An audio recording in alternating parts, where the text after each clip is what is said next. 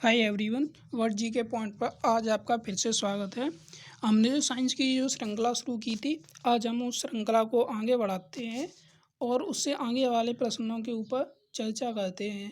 हमें उम्मीद होगी पिछली वाली जो वीडियो है वो आपको काफ़ी पसंद आई होगी और उसी तरह ये वीडियो भी आपके लिए काफ़ी हेल्पफुल होगी, जो आपके आने वाले एग्ज़ाम के लिए काफ़ी मदद साबित करेगी। जो स्पेशली साइंस का जो रोल होता है जो रेलवे में, वह 25 क्वेश्चन होते हैं, तो इसलिए सबसे ज़्यादा जो जीएस का जो पार्ट होता है साइंस रेलवे में, वो सबसे ज़्यादा साइंस पूछी जाती है। इसलिए हम साइंस के केवल इम्पोर्टेंट क्वेश्चन को ही डिस्कस कर रहे हैं। बात करते हैं कि किस स्तनधारी के दूध में पानी की मात्रा सबसे ज़्यादा पाई जाती है, या ऐसा कौन सा जीव या प्राणी है जिसके दूध में सबसे ज़्यादा पानी पाया जाता है। तो बताइए दोस्तों, अगर आपको इसका आंसर आता है तो प्लीज़ कमेंट में ज़रूर बताइएगा। तो बताइए, अब इसके ऑप्शन पर बात करते हैं। गाय के दूध में पाया जाता है। गाय का जो दूध होता है वह पीला होता है, क्योंकि इसके दूध में एक पदार्थ पाया जाता है। अब बात करते हैं भैंस के दूध की। क्या भैंस के दूध में पाया जाता है, बकरी के दूध में पाया जाता है, या मादा हाथी के दूध में पाया जाता है? तो इसका जो सही आंसर होगा वो होता है मादा हाथी। जो मादा हाथी होती है उसके दूध में सबसे ज़्यादा पानी की मात्रा पाई जाती है, इसलिए उसका दूध होता है वो पानी की तरह पतला होता है। अब बात करते हैं अगले क्वेश्चन की तरफ। तो बताइए दोस्तों, जो केंद्रीय भेड़ एवं ऊन अनुसंधान केंद्र कहाँ पर है? जहाँ पर भेड़ों के ऊपर ऊपर रिसर्च और उनसे संबंधित बीमारियों का पता लगाते हैं, और वहाँ पर ऊनों का अनुसंधान केंद्र है। तो बताइए दोस्तों, इसका सही आंसर क्या होगा? अगर इसका आपको आंसर मालूम है तो प्लीज़ कमेंट बॉक्स में इसका आंसर ज़रूर दीजिएगा। तो इसका ऑप्शन पर बात करते हैं। पहला ऑप्शन है बरेली में, दूसरा है देहरादून में, और जो तीसरा है वो है लखनऊ में या भोपाल में। तो इसका जो सही आंसर होगा वो है देहरादून में इसका भेड़ एवं ऊन अनुसंधान केंद्र स्थित है। चलिए दोस्तों, अब आगे के क्वेश्चन की तरफ चलते हैं। तो बताइए दोस्तों, जो मनुष्य के शरीर में एंट अमीबा हिस्टोलिटा कहाँ पाया जाता है? ये एक तरह का जो बैक्टीरिया होता है जो मनुष्य की बॉडी में, इसका रोल कहाँ पर होता है या किस जगह ये कार्य करता है? तो बताइए दोस्तों, अगर इसका आपको सही आंसर मालूम है तो प्लीज़ कमेंट बॉक्स में इसका सही आंसर ज़रूर बताइएगा। तो इसका अब ऑप्शन के ऊपर चर्चा करते हैं। पहला है लीवर में होता है, या पेट में होता है, या आंत में होता है, या फिर अग्नाशय में पाया जाता है। जो इसका जो सही आंसर होगा वो होता है आंत में। ये बैक्टीरिया आंत में पाया जाता है। जो बैक्टीरिया होते हैं जो हमारी बॉडी, दो प्रकार के बैक्टीरिया होते हैं। एक होते हैं जो हमारी उपयोगी होते हैं तथा दूसरे होते हैं अनुपयोगी होते हैं। जो उपयोगी बैक्टीरिया होते हैं वो हमारी बॉडी के अंदर होते हैं, तथा जो अनुपयोगी होते हैं वो बॉडी के बाहर होते हैं, जो बाहर से प्रवेश कर हमारी बॉडी को बीमारीग्रस्त कर देते हैं। चलिए दोस्तों, आगे के क्वेश्चन की तरफ चलते हैं। अब बात करते हैं क्वेश्चन 19 पर। तो बताइए दोस्तों, मच्छर में जो मलेरिया परजीवी का जो चक्र होता है उसे किसने खोजा? जो मलेरिया रोग होता है उसमें जो मच्छरों में किस प्रकार का चक्र होता है, उस चक्र की खोज किसने की थी? बताइए दोस्तों, अगर आपको इसका आंसर सही मालूम है तो कमेंट बॉक्स में इसका आंसर बताइएगा। टॉमसन ने की थी, या फिर फंक ने की थी, या रोनाल्ड रॉस ने की थी, या इनमें से किसी ने भी नहीं? बताइए दोस्तों, अगर आपको इसका सही आंसर मालूम है तो प्लीज़ कमेंट बॉक्स में इसका आंसर ज़रूर बताइएगा। चलिए दोस्तों, अब इसके आंसर की तरफ बात करते हैं। जो इसका सही आंसर होगा वो होगा रोनाल्ड रॉस ने इस मलेरिया के जीवन चक्र की खोज की थी। अब चलते हैं आगे के क्वेश्चन की तरफ।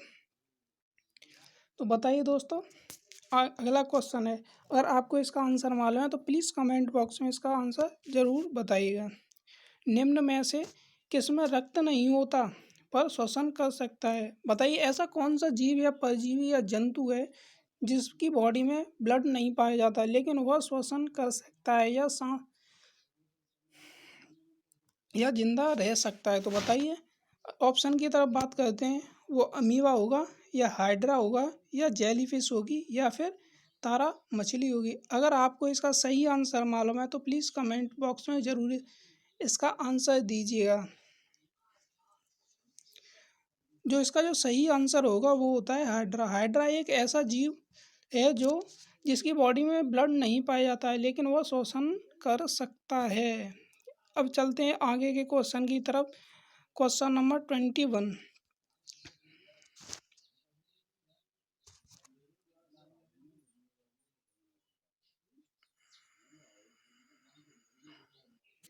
बताइए दोस्तों, निम्न में से ऐसा कौन सा जीव है जिसे हम जेली फिश के नाम से जानते हैं? बताइए। अगर दोस्तों अगर आपको इसका सही आंसर मालूम है तो प्लीज़ कमेंट बॉक्स में इसका आंसर ज़रूर दीजिएगा।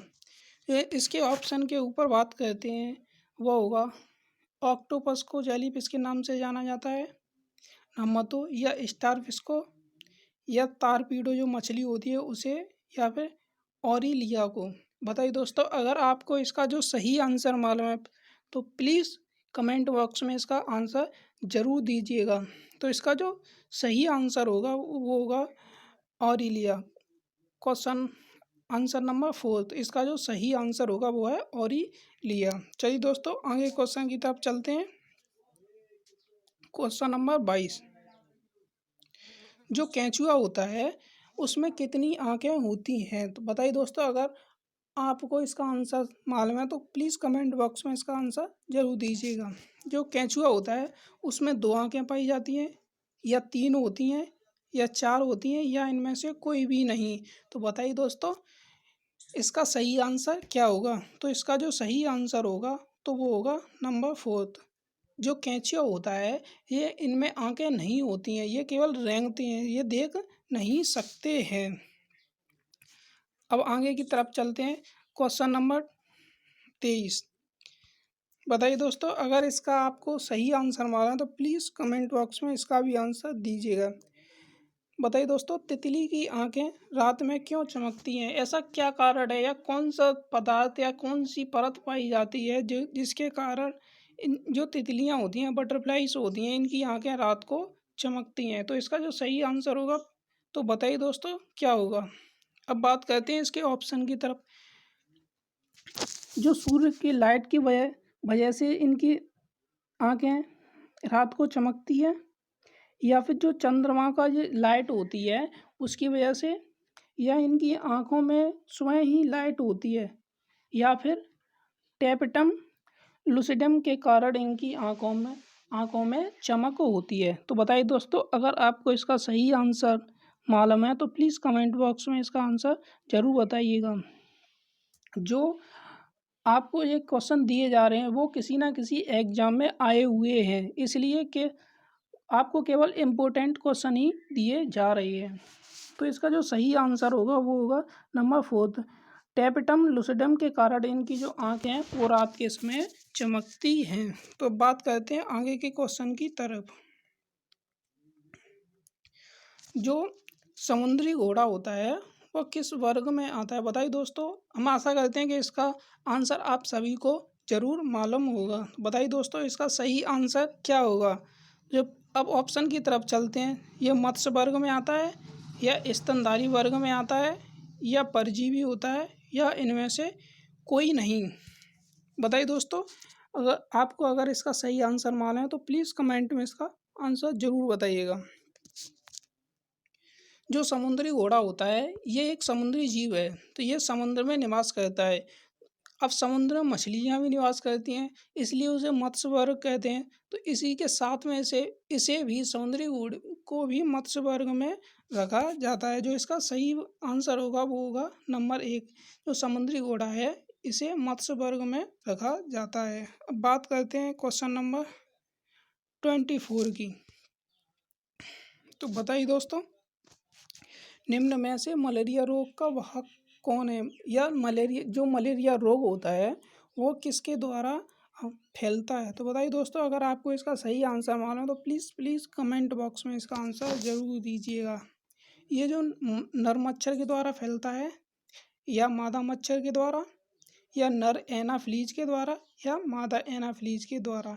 अगर आपको इसका सही आंसर मालूम है तो प्लीज़ कमेंट बॉक्स में इसका सही आंसर ज़रूर दीजिएगा। इसका जो सही आंसर होगा वो होगा मादा एनाफ्लीज, क्योंकि जो जो नर मच्छर होते हैं वो तो अपना जो भोजन है पेड़ पौधों से प्राप्त करते हैं, और जो मादा मच्छर होते हैं जो अपने अंडों को प्रोटीन या पोषण देने के लिए उन जो मनुष्यों का खून पीती हैं, इसलिए उनके द्वारा ही ये मलेरिया रोग फैलता है। जो इसलिए जो मलेरिया रोग है वो मादा एनाफ्लीज के द्वारा ही फैलता है। अब बात करते हैं क्वेश्चन नंबर 25 की तरफ। बताइए दोस्तों, जो सबसे विषैली मछली कौन सी है? जो समुद्र में ऐसी कौन सी मछली है जो सबसे विषैली है या जिसे खाने से व्यक्ति की मृत्यु भी हो सकती है? तो बताइए दोस्तों, नंबर 1 शार्क होगी या व्हेल होगी या तारपीट होगी या पाषाण मछली होगी। अगर आपको इसका सही आंसर मालूम है तो प्लीज़ कमेंट बॉक्स में इसका सही आंसर ज़रूर दीजिएगा। अब बात करते हैं इसके आंसर की तरफ। जो इसका आंसर होगा वो होगा पाषाण मछली। एक ऐसी मछली है जो सबसे विषैली मछली के रूप में जानी जाती है। Answer number 4। अब बात करते हैं क्वेश्चन अगले की तरफ। बताइए, पावोक्रिस्टेसस किसका वैज्ञानिक नाम है? जो वैज्ञानिक नाम है, जीवों के वैज्ञानिक नाम है, ये किसी ना किसी एग्जाम में इसका एक क्वेश्चन 90% पूछा जाता है। तो बताइए दोस्तों, जो पावोक्रिस्टेसस किसका वैज्ञानिक नाम है? अगर आपको इसका सही आंसर मालूम है तो प्लीज़ कमेंट बॉक्स में इसका सही आंसर ज़रूर बताइएगा, जिससे आपको मालूम पड़ सकता है कि आपकी जो तैयारी है वो किस लेवल तक चल रही है। तो बात करते हैं इसके आंसर की तरफ। तो इसका जो आंसर होगा वो होगा मोर। मोर का जो वैज्ञानिक नाम होता है वो पावोक्रिस्टेसस होता है। चलिए दोस्तों, अब आगे के क्वेश्चन की तरफ चर्चा करते हैं।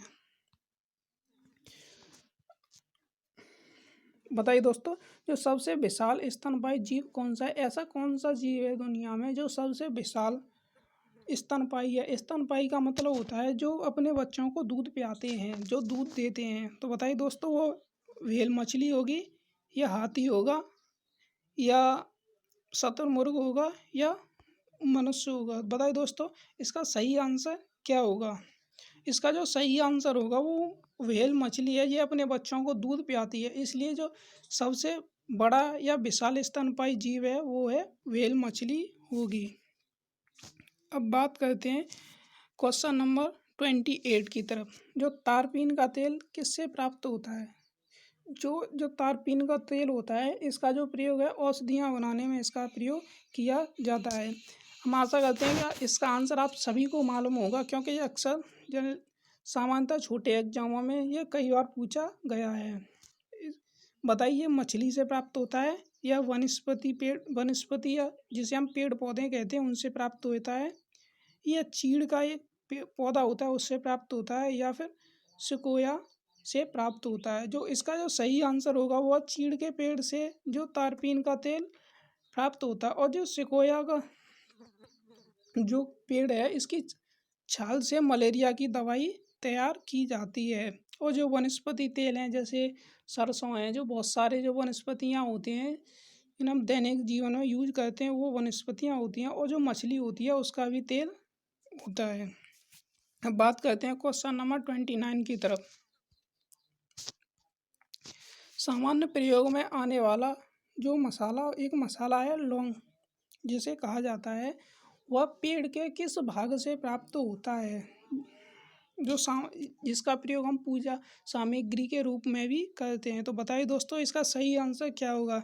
यह जड़ से प्राप्त होती है या तना से होती है या फूल से होती है या फिर पत्ती से होती है? इसका सही आंसर क्या होगा? तो बताइए दोस्तों, अगर आपको इसका सही आंसर मालूम है तो प्लीज़ कमेंट बॉक्स में इसका सही आंसर बताइएगा। इसका जो सही आंसर होगा वो होगा फूल। जो लौंग है ये फूल से प्राप्त होती है। चलिए दोस्तों, अब आगे की तरफ चलते हैं। अब बात करते हैं क्वेश्चन नंबर 30, आज का जो लास्ट क्वेश्चन है उसकी तरफ। भूमि में पौधों की जो जड़ें होती हैं के लिए उपयुक्त जल है या पौधों के लिए जो सबसे उपयुक्त जल कौन सा है? वर्षा का जल होता है या केशिकाओं का जल? वर्षा का जल होता है वो सीधे आकाश बारिश के माध्यम से आता है, और जो केशिकाओं का जल होता है वह जो इनकी जड़ होती है, रूट होती हैं, उनके द्वारा पेड़ तक पहुंचाया जाता है। या फिर इनमें से सभी या दोनों दोनों का जल उपयोग सबसे उपयुक्त होता है, या इनमें से कोई भी नहीं? तो इसका जो सही आंसर होगा वो होता है केशिकाओं का जल।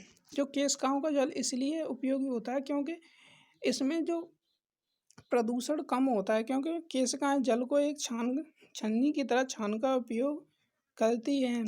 हम आशा करते हैं कि आपको सभी को ये वीडियो पसंद आई होगी। अगर आपको ये वीडियो पसंद आई तो लाइक और शेयर ज़रूर करना।